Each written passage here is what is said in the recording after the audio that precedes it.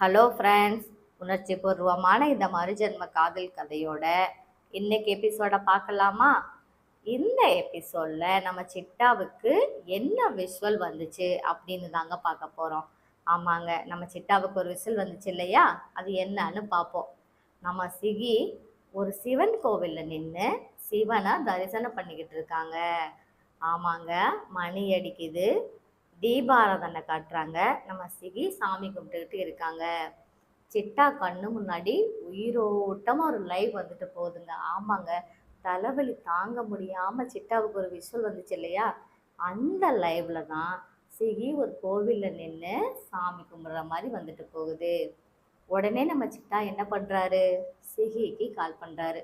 ஆமாங்க, சிகிக்கு கால் பண்ணி நீ கோவிலில் இருக்கியா அப்படின்னு கேட்டார். சிகிக்கு ஒன்றுமே புரியலைங்க. எதுக்கு கேட்குறீங்க அப்படின்னு கேட்டாங்க. நீ சொல்ல, நீ கோவிலில் இருக்கியா? அப்படி இல்லைன்னா உன் பக்கத்தில் ஏதாவது சாமி இருக்கா அப்படின்னு சொல்லி சிட்டா கேட்டார். சிகிக்கு ரொம்ப ஆச்சரியமாயிடுச்சுங்க. சொன்னால் நீங்களே நம்ப மாட்டீங்க.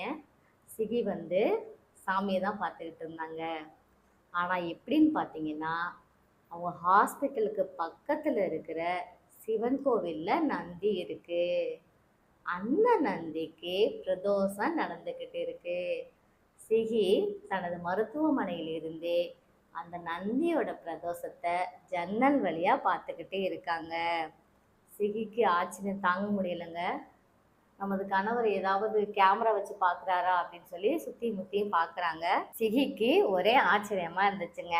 ஆமாங்க, நீங்கள் நம்பலையா மகேஷ் அப்படின்னு சொல்லி, வேணும்னா என் ஃப்ரெண்டுக்கிட்ட கேட்குறீங்களா அப்படின்னு சொல்லி பக்கத்தில் உள்ள அவங்க தோழிக்கிட்ட ஃபோனை கொடுக்குறாங்க. அவங்களும் வாங்கி, ஆமாங்க, நாங்கள் கோவிலில் பிரதோஷம்தான் பார்த்துக்கிட்டு இருக்கோம் அப்படின்னு சொன்னாங்க. மகேஷ்குமாருக்கு மகிழ்ச்சி தாங்கலைங்க. ஏதோ ஒன்று விட்ட குறை தொட்ட குறையா நமது பந்தம் தொடருது. ஆமாங்க, அங்கே நடக்கிறது இங்கே அவருக்கு லைவாக தெரியுது. இதில் இருந்து தாங்க அவங்களோட பூர்வ ஜென்ம பந்தம் ஸ்டார்ட் ஆகுது. சிகி சிட்டா 2 பேருமே தனது கடந்த கால நினைவுகளை, அதாவது போன ஜென்மத்தில் நடந்ததை இந்த ஜென்மத்தில் பார்க்க ஆரம்பிச்சிட்டாங்க. ஆமாங்க, அவங்க பேரை கூட கண்டுபிடிச்சிட்டாங்க. நம்ம சிகியோட பேர் சிகி தான் அப்படின்னு நம்ம சிட்டாவுக்கு ஞாபகம் வந்துருச்சு.